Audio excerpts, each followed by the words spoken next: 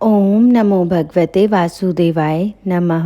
हरिवंश पर्व 15वां अध्याय। इस अध्याय में सूर्यवंश का वर्णन किया गया है। जन्मेजय ने कहा, द्विज, महात्मा सगर के 60,000 वीर और पराक्रमी पुत्र किस प्रकार उत्पन्न हुए थे।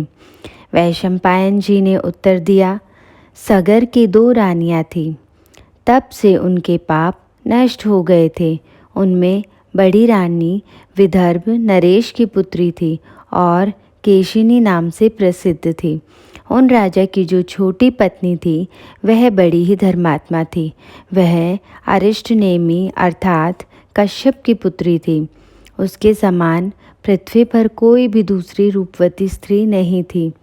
जनाधिप औरव ने उन दोनों को जो वर दिया था उसे सुनो। औरव ने कहा था, दोनों में से कोई एक तपस्विनी रानी तो 60,000 पुत्र मांग ले और एक वंश चलाने वाले एक ही पुत्र को मांगे। अब जिसे जो वर अच्छा लगता हो वह उस वर को मांग ले। उनमें से एक पुत्र लोभिनी स्त्री ने तो बहुत से शूरवीर पुत्रों को मांग लिया था तथा एक ने एक ही वंशधर पुत्र को मांगा। तब मुनि ने तथास्तु ऐसा ही होगा कहकर वरदान दे दिया। केशिनी के सगर से असमंजस नामक पुत्र उत्पन्न हुआ। वह पंचजन नाम से प्रसिद्ध महाबलवान राजा था। दूसरी ने बीजों से भरी हुई एक तुम्बी उत्पन्न की। यह बात प्रसिद्ध है। उस तुम्बे में तिल के समान 60,000 गर्भ थे, जो समय आने पर उत्पन्न हुए और क्रमशः बढ़ने लगे। पिता ने उन गर्भों को घृत से भरे हुए घड़ों में डाल दिया और उनका पोषण करने के लिए एक एक घड़े पर एक एक करके उतने ही दाइयों को नियुक्त कर दिया। 10 महीने बीतने पर सगर की प्रीति को बढ़ाने वाले बहुत से बच्चे सुखपूर्वक समय अनुसार उत्पन्न होने लगे। राजन, इस प्रकार सगर के 60,000 पुत्र उत्पन्न हुए थे और पृथ्वीपते वे तुम्बी के बीजों की तरह तुम्बी अर्थात लौकी के मध्य में रखे हुए गर्भों से उत्पन्न हुए थे। भगवान नारायण कपिलदेव के तेज में प्रविष्ट हुए राजकुमारों में से एक पंचजन यानी असमंजस नामक राजपुत्र ही राजा हो पाया। असमंजस का पुत्र वीर्यवान अंशुमान हुआ। उसका पुत्र दिलीप हुआ, जो खटवांग नाम से भी प्रसिद्ध है। अनग उसने मुहूर्त भर का अर्थात 48 मिनट का जीवन पाकर स्वर्ग से इस मृत्युलोक में आकर सूक्ष्म बुद्धि से तथा सत्य ब्रह्मभाव के द्वारा तीनों लोकों को तत्वतः जान लिया था। दिलीप के पुत्र महाराज भगीरथ हुए। उन प्रभु ने नदियों में श्रेष्ठ गंगा जी को स्वर्ग से भूमि पर उतारा था। इंद्र के तुल्य पराक्रमी उन यशस्वी महापुरुष ने गंगा जी को समुद्र तक पहुंचा दिया और उन्होंने गंगा जी को अपनी पुत्री बनाया। इसीलिए वंश का कीर्तन करने वाले विद्वान गंगा जी को भागीरथी अर्थात भागीरथ की पुत्री कहते हैं। भागीरथ का पुत्र श्रुत नाम से प्रसिद्ध है। श्रुत का नाभाग नामक परम धार्मिक पुत्र उत्पन्न हुआ। नाभाग का पुत्र अम्बरीश हुआ। वह सिंधु द्वीप का पिता था। सिंधु द्वीप के आयुताजित नामक वीर्यवान पुत्र हुआ। आयुताजित के ऋतुपूर्ण नाम वाला महायशस्वी पुत्र उत्पन्न हुआ। वह दिव्य अक्ष विद्या का रहस्यवेता, राजा नल का सखा तथा बड़ा बली था। ऋतुपूर्ण का पुत्र राजा आर्तुपर्णी हुआ। उसका पुत्र राजा सुदास हुआ, जो इंद्र का मित्र था। सुदास के सौदास नाम का पुत्र हुआ, जो राजा कलमाशपाद और मित्रसह नाम से भी प्रसिद्ध था। कलमाशपाद के सर्वकर्मा नाम से प्रसिद्ध पुत्र उत्पन्न हुआ और सर्वकर्मा का पुत्र अनरण्य नाम से विख्यात हुआ।